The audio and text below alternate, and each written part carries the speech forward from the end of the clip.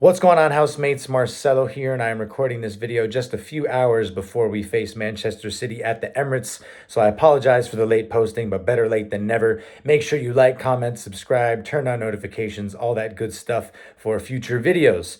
So going straight into the preview for today's game, Manchester City, incredibly enough, are only 6 points behind us, despite the awful run of form they went on towards the end of 2024. And it just goes to show you how long a Premier League season is. You can hit a terrible run of form and still be up and around the top four, or even not too far off of, the top of the table, even after what they went through.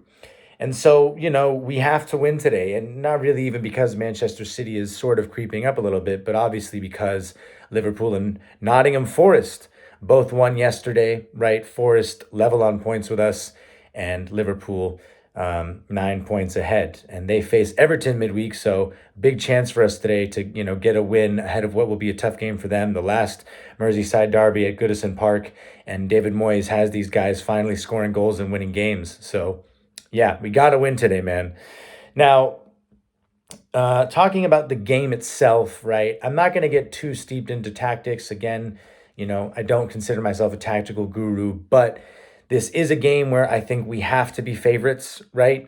Man City's been in really inconsistent form this entire season. They have picked things up a little bit as of late, right? We have to keep that in mind. But, you saw how they slipped up horrendously against PSG a couple weeks ago. They did scrape by just barely to get into the playoff for the round of 16 in the Champions League. Unfortunately, it would have been great to see them crash out. But, at the same time, no matter what kind of form a team is in with a game this big, they're going to turn up. And we are going to have to turn up ourselves. Thankfully, right, no Michael Oliver. You think back to last year at the Emirates, or last season, I should say, at the Emirates, because incredibly enough, it's hard to even think about it, but our win against Man City at the Emirates was in October of 2023. So, in the early stages of last season. But Michael Oliver did his best to ruin that game as well, right? You think about the shocking Kovacic challenges on both Declan Rice and Martin Odegaard, both of which were worthy of red cards, neither of which were given a red card, of course. But we still managed to find a way to win. And it was incredible the way we won it, because it was Arteta making the substitution of bringing on Tomiyasu, Partey, and Havertz, and all three of them got a touch on the ball before Martinelli scored the deflected winner. And that was our first league win against Man City since 2015, so 8 years in the making. All right. Now, there has been a shift in this fixture, of course, over the last couple of seasons, right? You think about after the countless times that they bullied us, right? But a win or a draw today, we don't want to draw, obviously. But a win or a draw would mean back-to-back seasons where Manchester City has not managed to beat us in the league. And that just marks a huge shift in this dynamic, right? Obviously, they've beaten us to the league the last 2 seasons. Not losing to them in the league means nothing ultimately in the grand scheme of things. But still, it's a sign of how far we've come. And you think back to just our record against the big six clubs and how embarrassing it was. You still have to be proud of how far we've come in that sense. And so, yeah, a few years ago, I would have been dreading this fixture. But now today, I'm like, we should win, right? We have to win, and we can win, despite our best player being absent in Bukayo Saka. So, thinking back to the first, the game at the Etihad this season, right? There's a lot of tension going into this game. We played really well in that first half. We looked really strong, right? We conceded very early on. It was such a simple goal, and it was really disappointing to concede so directly, a ball straight through the middle. But we equalized, of course. And oh my gosh, I'm forgetting the order of events now. Yeah, Calafiori equalized, right? And then Gabriel put us ahead. I hope I got that right. Sorry, it's escaping me. But right, we came back from behind at the Etihad, and we took a really impressive lead. And then, of course, Michael Oliver, in the dying seconds of the first half, gave Leandro Trossard a second yellow card for kicking the ball away. Now, I was very mixed. I had mixed feelings initially because it did look to me like Trossard was just kicking the ball away, and I think that was stupid given, what happened to Declan Rice not too long before that, and the knowledge that he was on a yellow card, and clearly referees are pretty trigger happy when it comes to booking us. But then it took me time and really a Twitter post, if I'm being honest, to realize that actually Martinelli was making a run and we had a chance on the counter. And it looked like Trossard was playing a ball to him. And he clearly, I don't think he heard the whistle, right? It wasn't that long after the Oliver blew the whistle that Trossard kicked it. Anyways, all that to say, I don't think it was a very justified second yellow card. And of course, that changed the dynamic of the game. Now, we still could have gotten a third goal. And it was maybe a bit disappointing that we didn't try a little harder for it. But when you're playing against Man City with 10 men, especially at the Etihad, you don't want to be overzealous when you have a lead to protect. And again, we were seconds away from pulling off the win. It was just basically the last kick of the game that we couldn't hold on. And that was a really heartbreaking moment, man. But we go into this game, full of belief. We have to be full of belief. We were so close to beating them at the Etihad for the first time since 2012, I'm pretty sure. Cazorla with that iconic run and really satisfying win. But yeah, so, I think we have everything it takes to win today.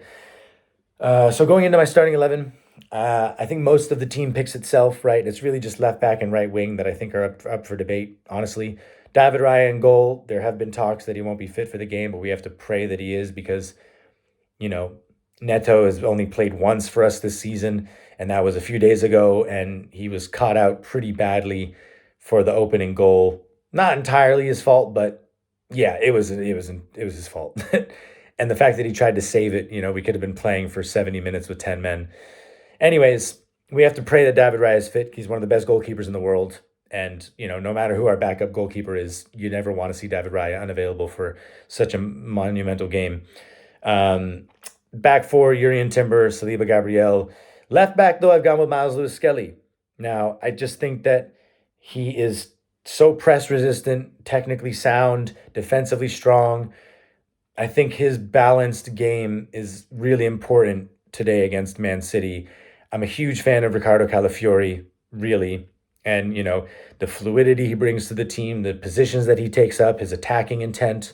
He had another beautiful finish against Girona, except he was comfortably offside on Wednesday.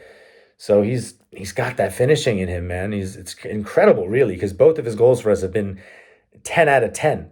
Well, I'm being a bit dramatic, of course. The City one, absolutely. But even the goal against Wolves was beautiful. Such a delicate finish. But I do think Calafiori has more shortcomings defensively that could cost us. I think he does get caught out of position a little bit more. And I do think he can be a bit flat-footed. Whereas Miles Lewis-Skelly maybe less so. He as well gets caught out of position, but I think that's just part and parcel of, our inverted left back situation and what Arteta likes to do with our left back. But Calafiori to me feels like a little flat-footed compared to Lewis-Skelly. Anyways, midfield, Partey, Rice, Odegaard, of course, and then a front three of Gabriel Martinelli, Kai Havertz, and I've gone with Ethan Nwaneri on the right wing. Now, Leandro Trossard has really turned up the heat in the last few weeks. He's come up with some big moments, and so there's definitely an argument for him to start. I just think that Nwaneri has that gene to make something happen. And there have been games where he's drifted in and out. The Brighton game, he scored, but overall he had a pretty poor game. So, he's still 17, and maybe there are moments where he looks it, but I think that he just is such a special player. And I do still trust Trossard more to make something happen off the bench. It's harder to say that with Chest, given how much he stepped up in the last few weeks, but I just think Nwaneri deserves the start, especially after we were robbed of a proper Premier League game of Lewis-Skelly and Nwaneri starting together. Of course, after Michael Oliver robbed us of that with that horrendous red card decision. So that's my starting 11. Let me know if you would change anything. At the end of the day, today, we just can't afford to make any mistakes. I know it's cliche, but, in a game where I think that we really can win this game just by playing our game, we are the main way that I see Man City getting back into it is with us just being sloppy. And we can't afford that at all. Um, Now, I say that Man City is, only 6 points behind us, right? But if we win today, of course, that'll be 9 points. Listen to their February schedule. They have us, Real Madrid, Champions League, of course, Newcastle, second leg of the Champions League again against Real Madrid, Liverpool, and then Tottenham. That's an insane month of football for them. So if we win today, it'll really give us a nice cushion to stay ahead of them. And then they have some other really tough games coming up. So, that's really it for me. I'm really looking forward to this game. I'm nervous, of course, but I feel pretty confident. So let me know how you're feeling. And yeah, let's get those 3 points. So I will be talking to you after the game. And as always, come on, you Gunners. Peace.